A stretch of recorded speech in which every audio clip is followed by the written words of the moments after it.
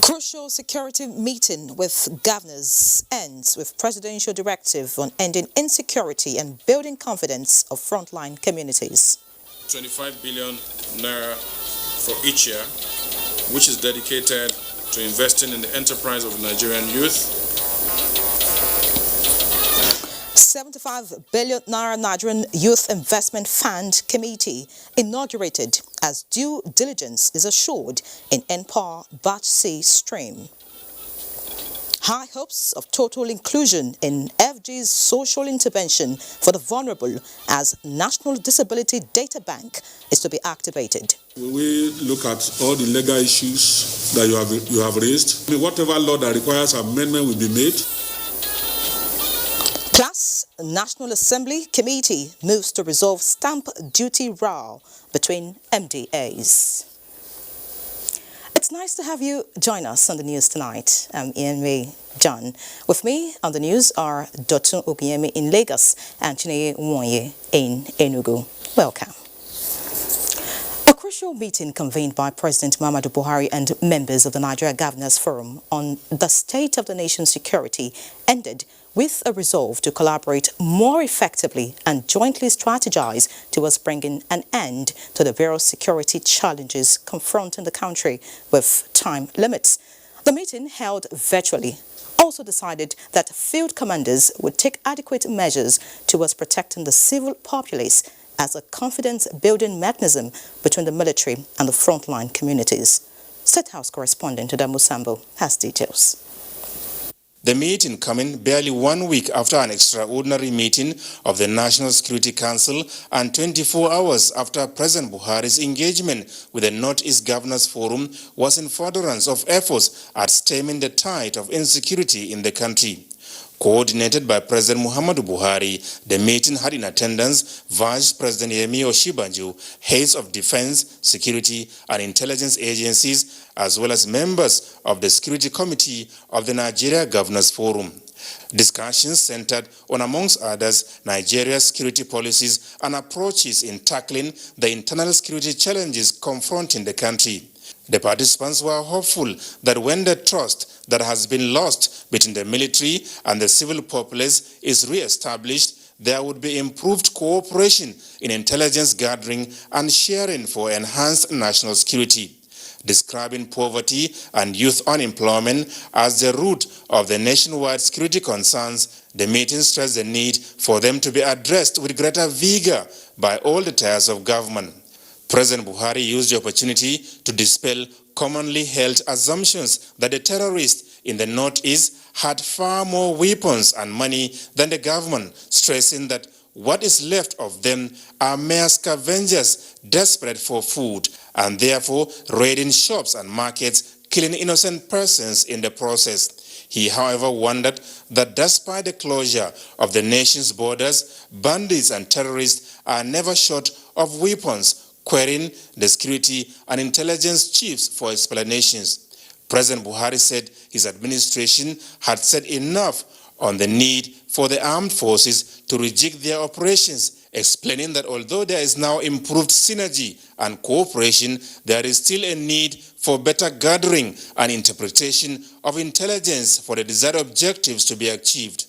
President Buhari demanded that hard-to-reach areas of Lake Chad, where the Boko Haram terrorists have found new havens, as well as the forest now inhabited by bandits, must be accessed and cleared of all the nefarious elements. He informed the governors of the imminent shipment of more military weapons and aircraft from Jordan, China, and the United States, but again asked for patience, understanding, and cooperation on the part of Nigerians. In their submissions, Chairman, Nigeria Governors Forum, Dr. Kayode Fayemi of Ekiti State, and Governor Babagana Zulum of Borno State, who chairs the Northeast Governors Forum, made a strong representation for security bailout for the states in view of the enormity of the resources they now expend in support of the military and the police.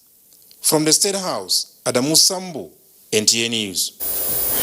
Meanwhile, the federal government's concern about the return of peace and stability in the northeast is yielding unique results owing to breakthrough in the fight against Boko Haram terrorists and other threatening factors in the region.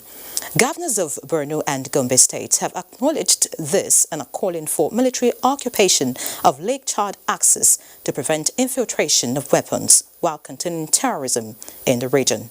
Abubakar Usman Akwanga reports that this came to the fore during the governor's visit to the chief of the air staff. The visit by the Northeast governors was informed by some of the deliberate measures taken by the Nigerian Air Force to secure lives and property in the region through the establishment of operational base in Gombe and other strategic formations within the zone, including humanitarian support to the people. We allocated 230 hectares of land, which you may rarely find in some other states, but at least for us, even today, we are ready to receive you, to give you a place to start work.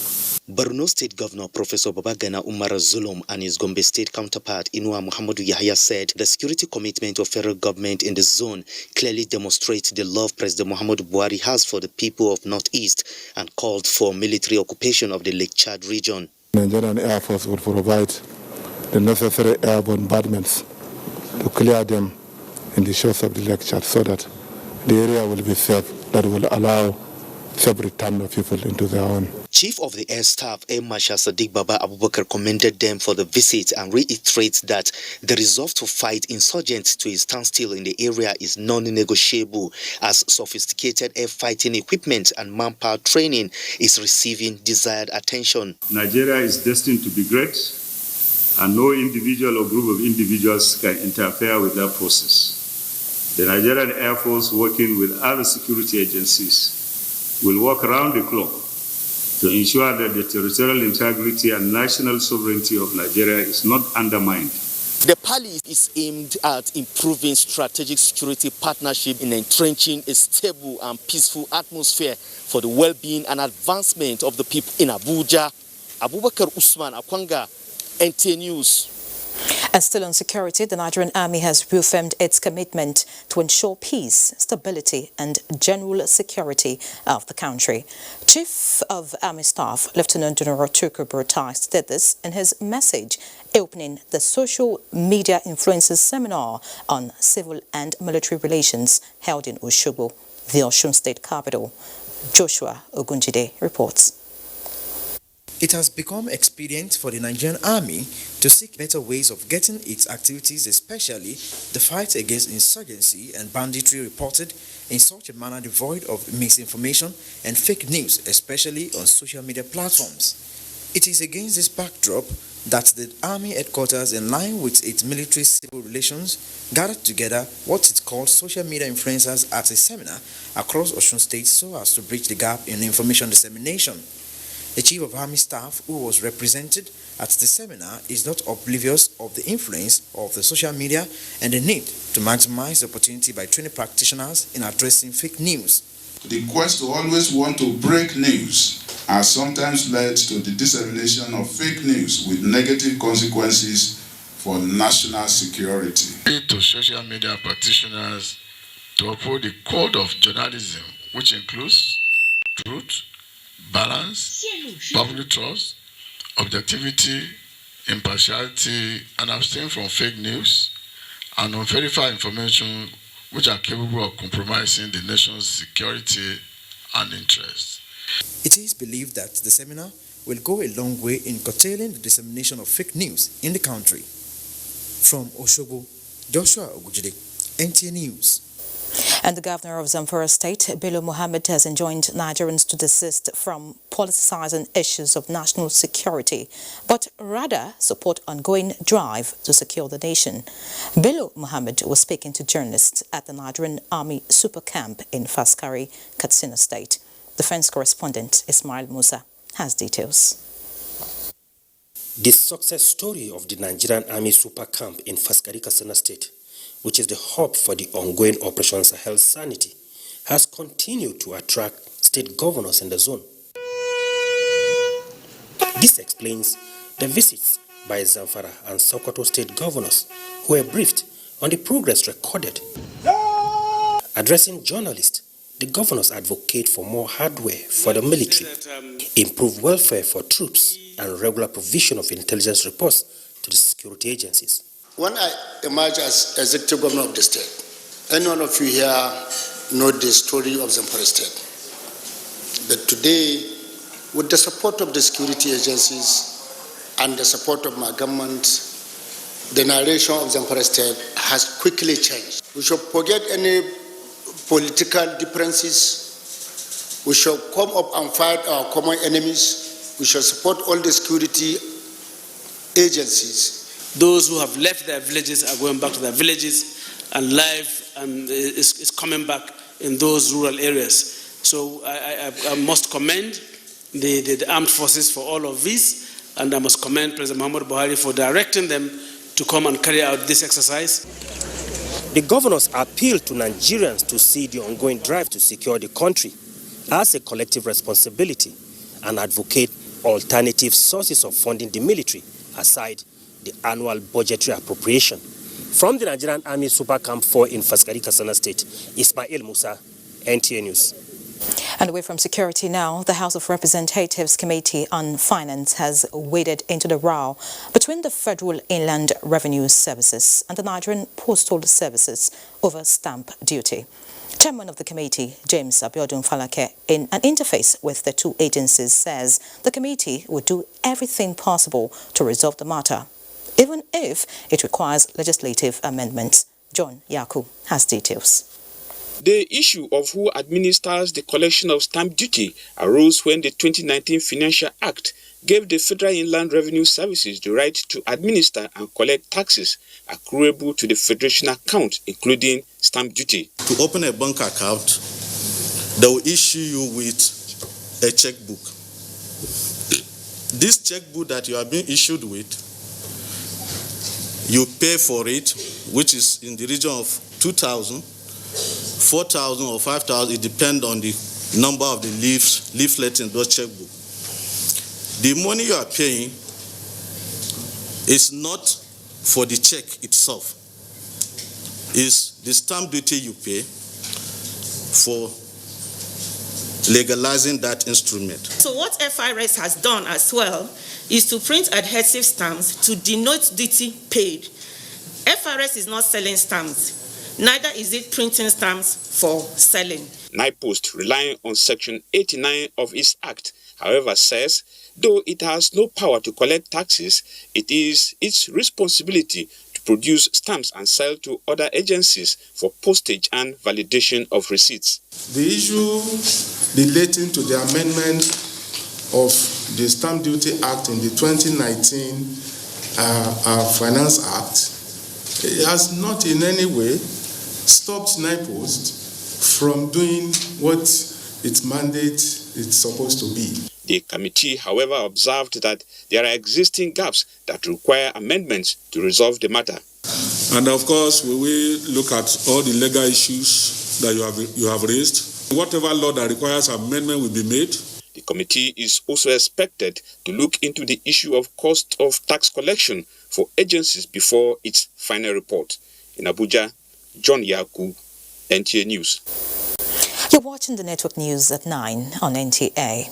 High hopes of total inclusion for persons with disability in Nigeria. Details in the second part of tonight's news.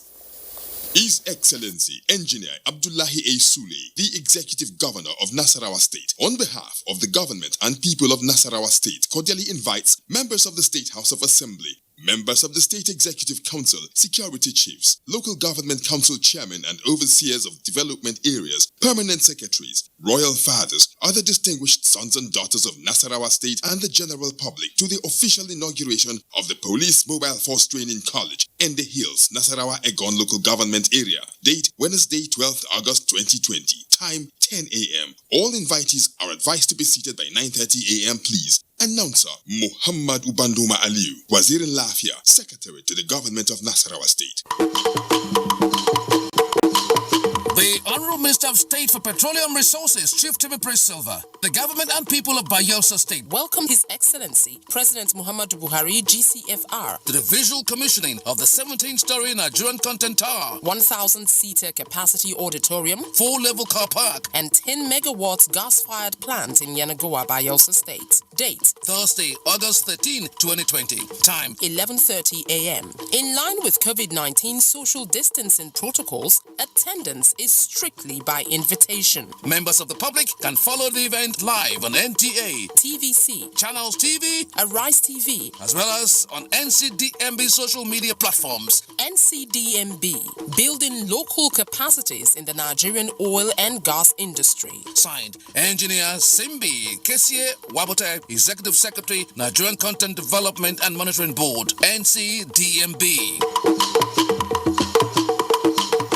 Imo State Governor, distinguished Senator Hope Uzodimma, has approved the constitution of a new governing council for the Imo State University Owerri. Members of the council are His Lordship, Most Reverend Dr. Lucius Ugoji, Chairman, Pro-Chancellor, Chief Leo Stan Eke, Member, Chief Tony Ezenna, Member, Sir Lewis Ezigwe, Member, Chief Ernest Nwapa, Member, Professor Chinedu Nebo, Member, Mrs. Victoria Adaku Ekezie, Member. Other statutory members are the Vice Chancellor, Imo State University, IMSU Owerri, the Deputy Vice Chancellor, Imo State University, IMSU Owerri. 4 members to be nominated by the Senate of Imo State University, IMSU Owerri. 1 representative from the academic staff, Imo State University, IMSU Owerri. 1 representative from the non-academic staff, Imo State University, IMSU Owerri. 1 person appointed by convocation from among the members of that body. The Permanent Secretary, Ministry of Education. A date for the inauguration of the council will be announced later. Signed, Chief Cosmos Iwu, Secretary to the Government of Imo State.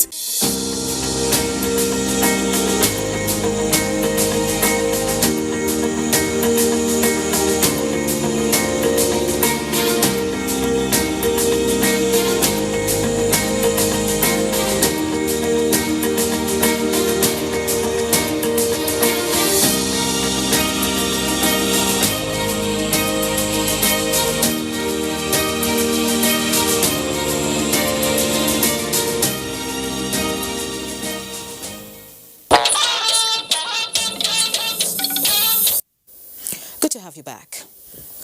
The Minister of Humanitarian Affairs, Disaster Management and Social Development, Sadia Umar Farouk, has reassured Nigerians that due diligence will be applied during the stages of selection to ensure that only duly qualified applicants are enrolled among those registered for the Batch C stream of the NPAR, which closed on August 9, 2020. A statement by the ministry reveals that over 5 million Nigerian youths applied in the Batch C exercise, with a promise that the ministry will ensure that the applicants as well as the general public will be fully informed on the progress of the scheme. The minister adds that the opportunities to gain skills for employability and entrepreneurship that the NPAR program provides, the Nigerian youths will go a long way in assisting the country in economic recovery post-COVID-19. She notes that women and persons with disability will be given priority during the selection. Nigeria is seeking to activate a national disability data bank to facilitate social intervention programs for persons with disabilities in the country. Kelvin Evonai reports that a pilot scheme for the Federal Capital Territory, Abuja, will come on stream soon and will be replicated in all the 774 local government areas in the country. People with disabilities make up part of vulnerable persons in the society, but lack of appropriate data often makes it difficult for government intervention programs to reach all of them. A National Disability Data Bank being championed by the Office of the Senior Special Assistant to the President on Disability Matters is expected to assist relevant government and donor agencies to adequately plan for these members of our society. That this project is a local-based project, but with strong partnership with our friends at home and abroad.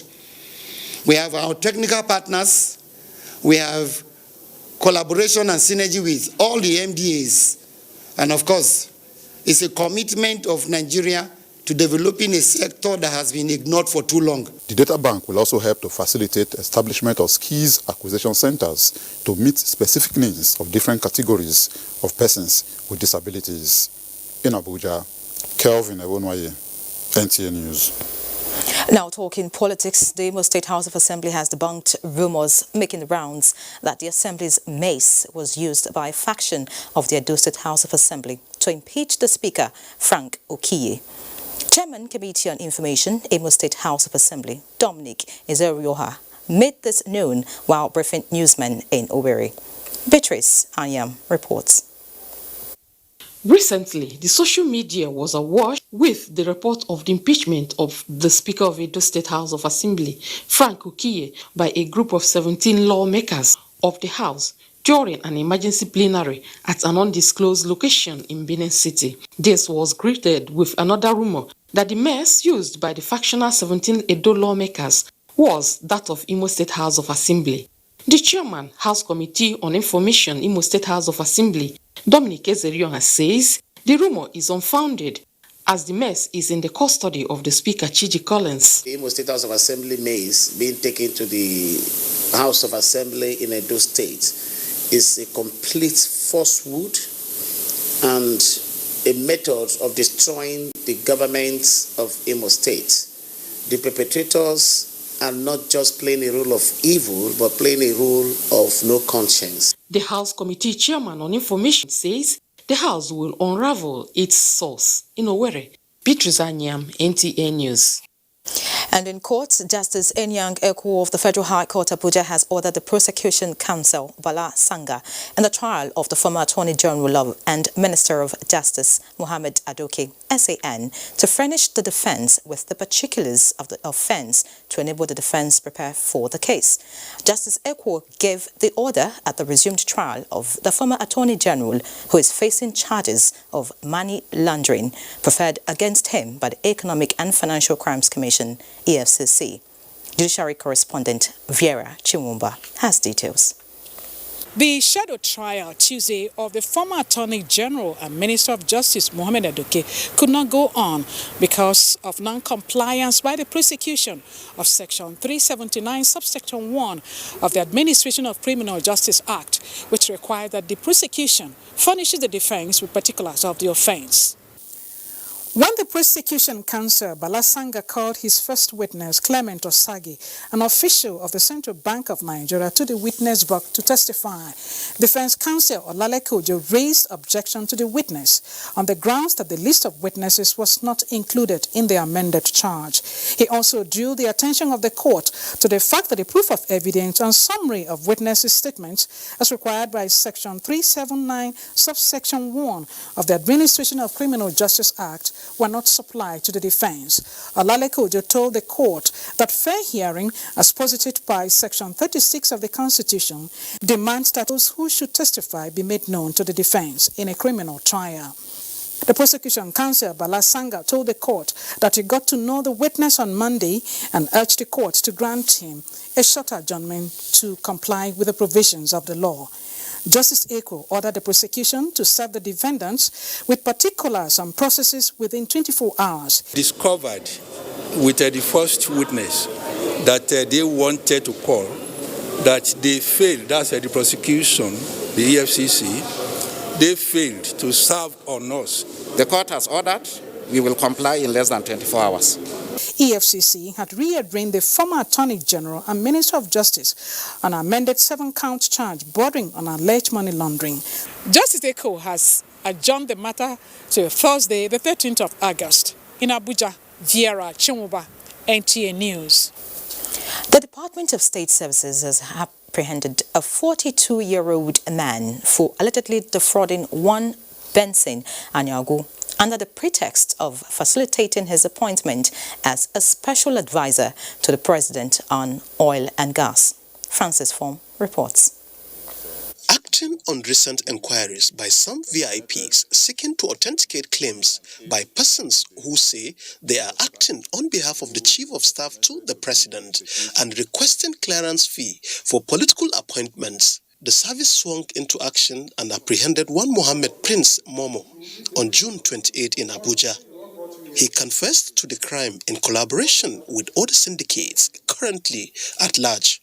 I collected a CV belonging to a young man from Bayelsa State to help him submit in the State House for appointment.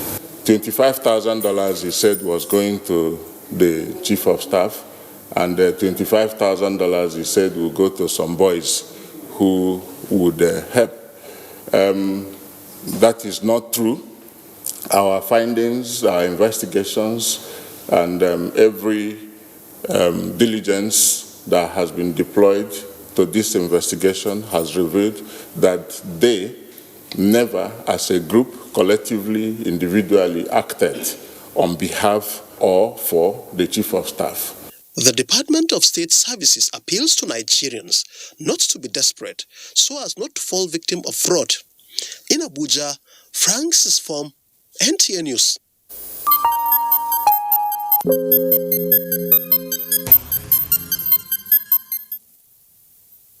And now talking about the pandemic, coronavirus continues its spread across the world with more than 20 million confirmed cases in 188 countries as New Zealand detects first local transmission in more than 100 days. Over to Uche Ogochukwu for an update on the global coronavirus pandemic.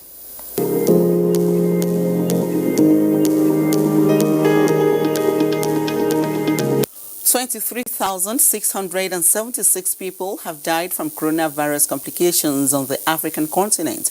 Number of infections stands at 1,062,287, as shown on Worldometer coronavirus dashboard. Meanwhile, the Nigeria Center for Disease Control on Monday recorded 219 new cases of COVID-19 in the country, bringing the total number of positive cases to 46,867. Away from Africa, Russian President Vladimir Putin said a locally developed vaccine for COVID-19 has been given regulatory approval after less than 2 months of testing on humans. Mr. Putin said the vaccine had passed all the required checks, adding that his daughter had already received it. In another development, Scotland's First Minister Nicola Sturgeon said pupils returning to school was a major milestone in the fight against coronavirus, but warned parents not to go back to work.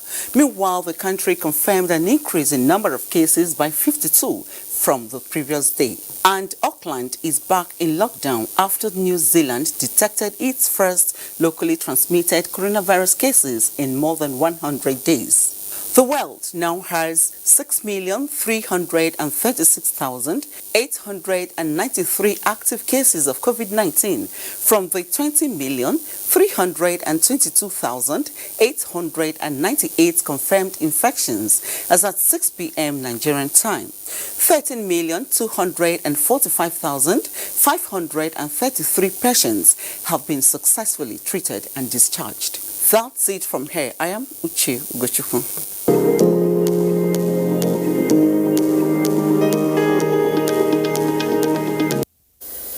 Many thanks to Uche. And back home, Nigeria has received 200 ventilators from the United States government. Uche Ogochukwu, again, who witnessed the handover ceremony in Abuja, reports that the United States Agency for International Development presented the medical equipment on behalf of her government.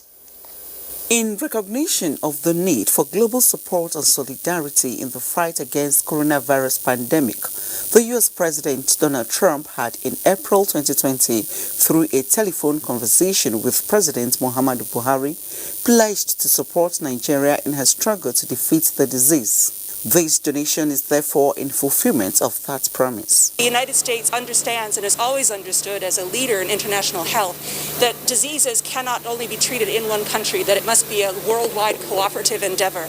And that's why we're assisting other nations, even as we are working on the problem at home ourselves. The ventilators are particularly useful, and these ones that we have received here are very modern in that you can grade the pressure, and it is electronically controlled.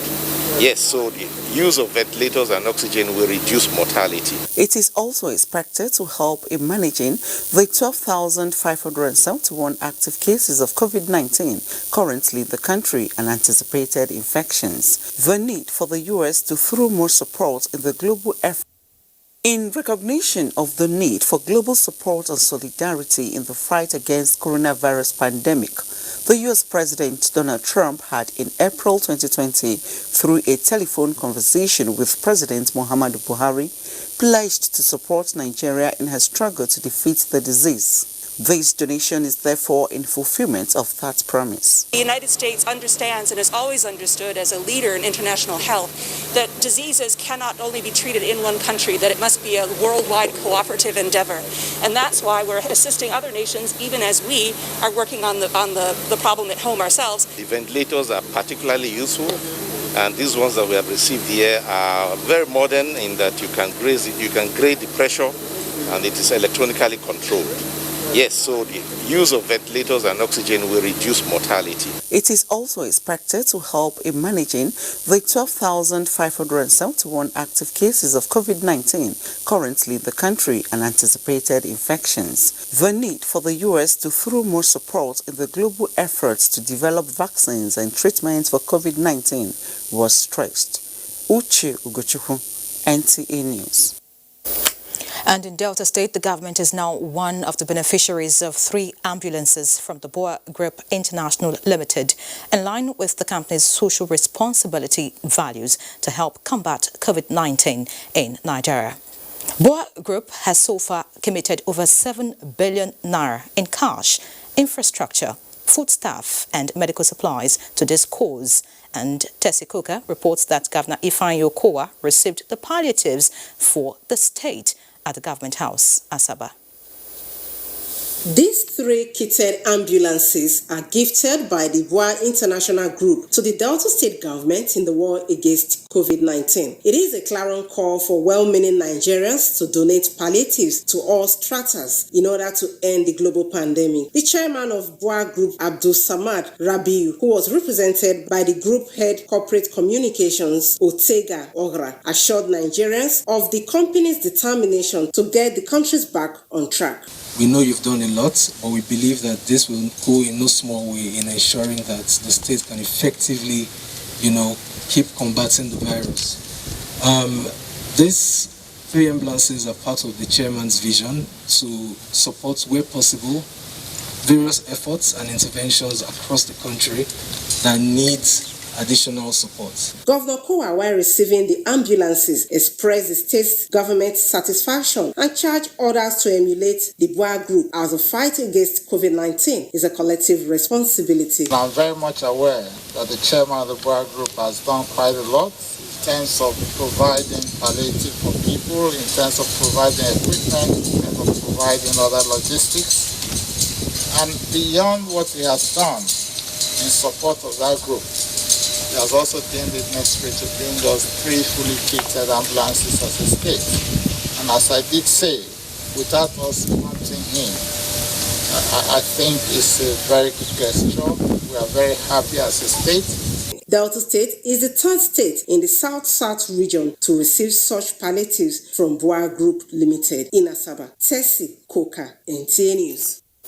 And still on COVID-19, until such a time when a scientifically approved treatment regime or vaccine is available, the best approach to preventing COVID-19 remains the non-pharmaceutical procedures that have been outlined.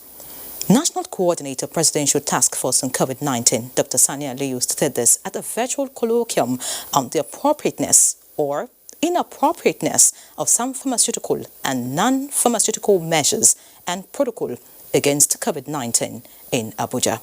Olainka Ojo brings us details. It is used to disinfect, spray or decontaminate paid cargo luggages. It performs non-contact detection, which can intuitively and accurately determine the abnormal body temperature. Opinion on trial of disinfectant machines that are said to be universally accepted. We wanted to do the booths for all our states, and it costs a lot of money. And when there are doubts, we need to bring people together. This is another anti-COVID-19 endeavor being led by the Joint Admissions and Matriculation Board, JAMB. A virtual colloquium with more than 300 participants from the academia, health, science and technology sectors from across the country. Adopt a science-based solution. The federal government is advocating effective risk communication, behavioral change, and the need to be very careful where monies are spent, just as it insists on proper sanitation and strict observance of protocols and guidelines. Soap and water remains far more effective than using a sanitizer. Why? Because if you use a sanitizer, if you have organic material, the organic material can interact with the alcohol and make it less effective. Avoiding politicization of the challenge and adopting scientific measures were suggested as ways of mitigating risks. Olainka Ojo, NTA News. Meanwhile, students in exit classes in rural schools in Yobe State say learning via radio and online tutorials have helped in preparing them for the forthcoming final examination in the face of COVID-19 pandemic. Correspondent Ladi Bala, who monitored the school resumption in some local areas, reports that the state government has made arrangements to safeguard the health status of the returning students. Schools and teaching have resumed for students of exiting classes in Yobe State. This is Machina local government area of Yobe State, about 500 kilometers away from the capital city, the Matru, and 20 kilometers to the neighboring Niger Republic. How prepared are students in the rural community for the forthcoming examination? When NTA News visited some of the schools, students were seen ready and excited about resumption after a long stay at home. They applauded the online and radio classes introduced by the Yobe State Ministry for Basic and Secondary School Education.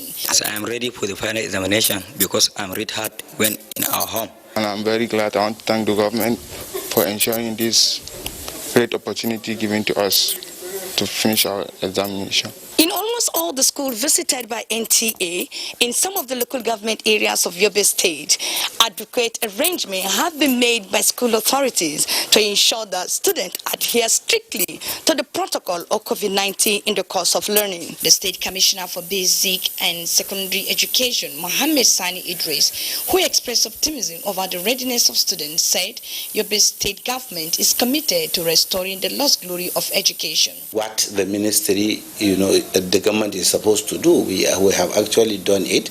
We have even done it in excess. We are hoping that that will translate into good performance. In Damatru, Ladibala, NTA News. And from Damatru, we head to Lagos, where Dotun will bring us our next set of reports. Hello, Dotun. Thank you, Iere. The National Union of Petroleum and Natural Gas Workers has called off its strike. Annie Daniels reports that Lagos residents are relieved that the state government and NUPENG were able to reach a compromise. Southwest Chairman NUPENG Tayo Aboyeji disclosed that the strike was called off after a joint communique signed by the Lagos State Government and NUPENG at a meeting held earlier today. Aboyeji further disclosed that both parties agreed that issues affecting activities of tanker drivers like the menace of area boys, ad hoc levies, bad roads, overloading, timing of movements for tankers, and questionable activities of security agencies will all be addressed by the Lagos State Government. The area boys, one will climb to collect the money from driver, one will be in between tank and in between tractor and the tank to discouple the truck. Their target was to remove the brake pipe. To this end, the Lagos State Government is setting up a standing committee to relate with the union to address challenges as they arise. For them to have withdrawn the action is a plus for the majority of people. It's a plus because if not now, these transporters now would have hiked their fares today in a very terrible way. A recurring issue, the same issue over and over again. So what I suggest the government should do is to have a sit down with them and find a lasting solution to all of these issues that keep reoccurring all the time. Nupeng also says all tankers will not exceed the loading capacity of trucks as provided in the regulations and in compliance with the directives of the Department of Petroleum Resources, DPR, in Lagos. Annie Daniels, NTA News. The Nigerian maritime sector, just like any other, had its fair share of challenges coupled with the COVID-19 pandemic, challenging stakeholders to look inwards to sustain their business concerns.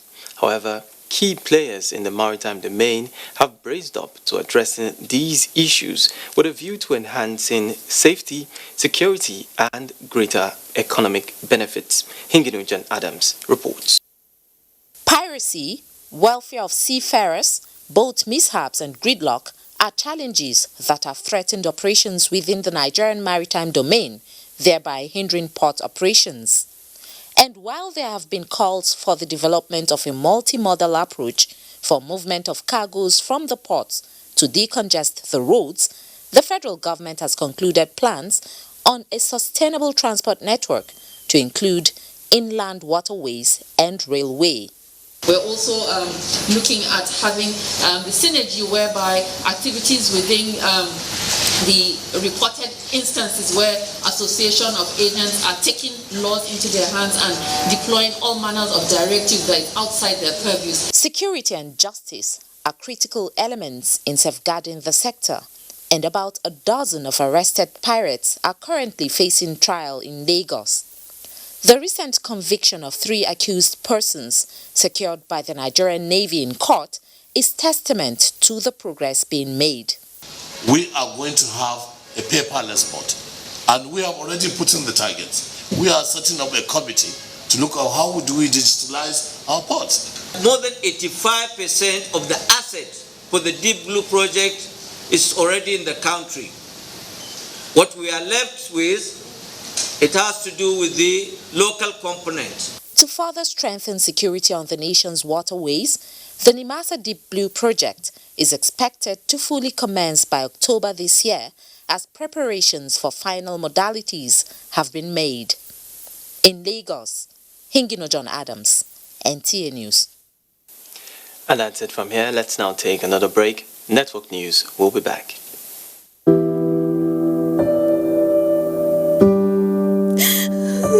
She cries. She cries in anguish and in pain. She bears the scourge of her grief. She toils in vain for justice and succumbs to silence. He gloats over his malady. Like a beast, he pounces with no remorse. Her cry means nothing. Her pain feeds her shame. Like an orphan, she's left to grieve in solitude. But no more will she cry in vain. Her adversaries will henceforth bear the brunt of their cruelty.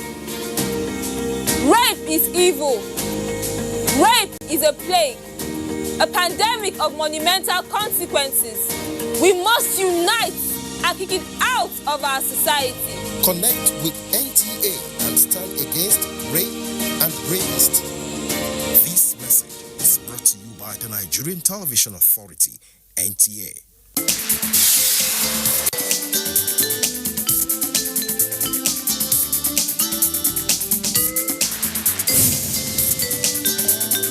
On Tuesday Live this week, federal government's interventions on youth investment. What are the derivable gains with the 75 billion naira investment fund approved by President Muhammadu Buhari for youth investment enterprise? Tune in for answers and more on NTA Tuesday Live at 10:30 p.m.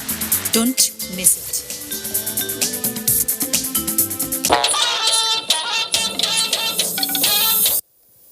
Thank you for staying.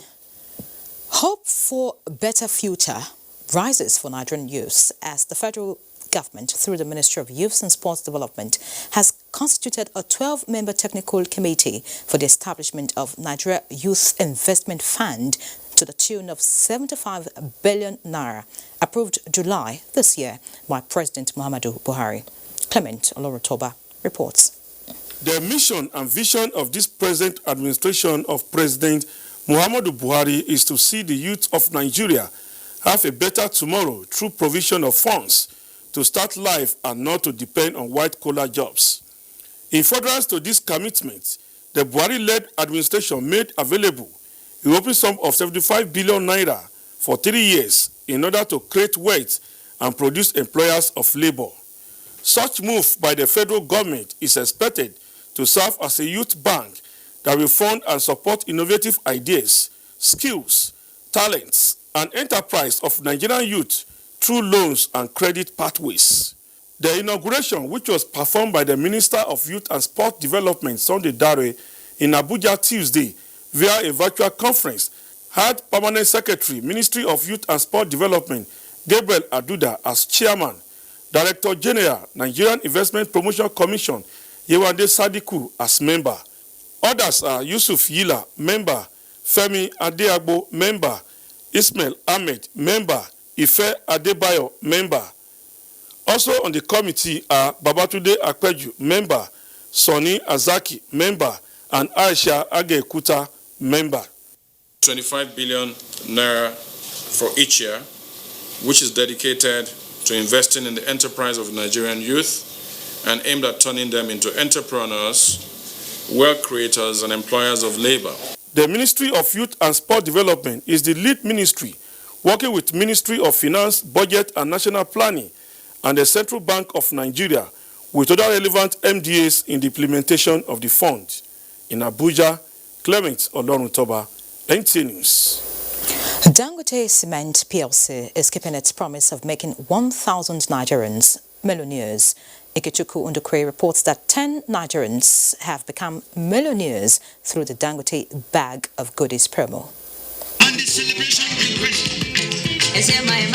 For Musa Yusuf Okoya, today is the day he has been longing to see since last year when he started working towards being one of the scratch and win millionaires of the Dangote Cement PLC. What kept his dream alive is his belief in the integrity of Dangote Cement's promise to reward customers with different consolation prizes, a promise he has watched some of his colleagues in the block molding industries benefit from. I keep keeping the letters. I keep the letters till I was able to spell Dangote. So I went to the dental center and I was documented. So today I thank God. 10 millionaires who emerged from the scratch and win promo could not hide their feelings.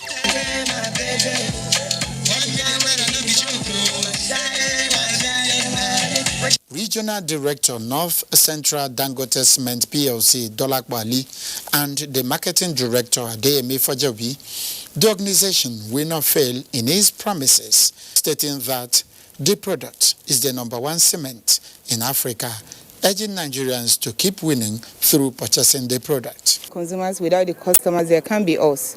So they've made us big and we have given back to them. Especially in this time and season where there's pandemic, people have lost their jobs, people's businesses have suffered setback. So it's our own way of accelerating their recovery. People have gotten the start prices of 1 million.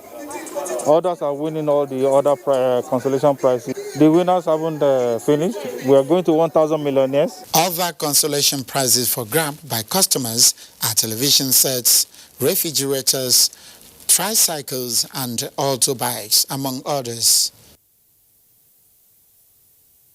All right, let's now join Chineye in Enugu for more news. Chineye.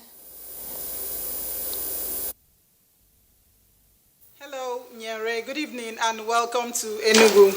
To achieve the nation's dream of actualizing industrialization and job creation, technology incubation is the best approach to the development of small and medium enterprises. The Chairman, Senate Committee on Science and Technology, Senator Uche Ekunife, stated this while on an oversight function at Technology Incubation Center in Enugu. Mina Adobio-Kobase reports that most of the best technological innovation of the center were on display for assessment by the committee. Some of the products on display during the visit include manual roofing sheet machines, corn, cocoyam, and yam flour. Others are hand sanitizers, methylated spirits, metal water dispensers, industrial grinding mills, and some natural products. The manager, Technology Incubation Center Enugu, affirmed that the core mandate of the center is to train and grow entrepreneurs, and that it has been doing so since inception in 2009. Place like this exists. They already know, but to now boost the center by adding it in their oversight function and consultancy projects. The familiarization visit was to help technology centers advance technology in Nigeria, as well as fund and support science to achieve full industrialization. Leader of the team and Chairman Senate Committee on Science and Technology expressed satisfaction with the center. I've seen their handwork. We have seen how far they are taking their core mandate to by growing the entrepreneurs, assisting them, training them, and ensuring that many of them have graduated with knowledge of what they have come here to acquire. Those who are watching their weight, who have diabetes, high blood pressure, and other non-communicable diseases. The committee had earlier on arrival paid a courtesy call on Governor Ifeanyi Ugwuanyi at the Government House, Enugu, in Enugu. Minna Adobu-Korosi, NTA News. In response to the need for upgrade of facilities in schools and to the new order occasioned by the coronavirus pandemic, the Enugu State government is renovating school facilities to improve the teaching and learning environment. The State Governor Ifeanyi Ugwuanyi inspected facilities in one of the renovated schools in Enugu. Susan Eze has the report. Total transformation at the All Saints Nursery and Primary Schools, formerly Ekulu Primary School, Enugu, through the Universal Basic Education Board Intervention Project. The state government effected a total turnaround of structures and facilities in the school. 13 buildings, 66 classrooms, 23 toilets, library, offices, perimeter fencing, a gate and other structures were all renovated. The project, which is being replicated across the state, according to the chairman, Enugu State Basic Education Board, is being done in consideration to the COVID-19 safety protocols for schools. If you go into the classrooms, you will see the spacing of the desks and chairs in all the classrooms. We have ordered and procured sanitizers. We have also ordered and procured hand washing equipment for the schools, and then the thermometers. Going around the projects, Governor Ugwuanyi, who was visibly impressed with the work done, assured the people that everything is being done to ensure safety of students and teachers. This is fine, and this is black. Meanwhile, teachers were seen undergoing trainings to cope with the new order occasioned by COVID-19, and the authorities say the training planned for all teachers in the state would be in phases. In Enugu, Susan Eze, NTA News. And that is it from Enugu. Nyenre is back to you in Abuja for more on the network news. Good evening. Many thanks, Chineye. And now a bit of sports. Fans look forward to UEFA Champions League quarterfinals. Tamara Ibiwe brings us more.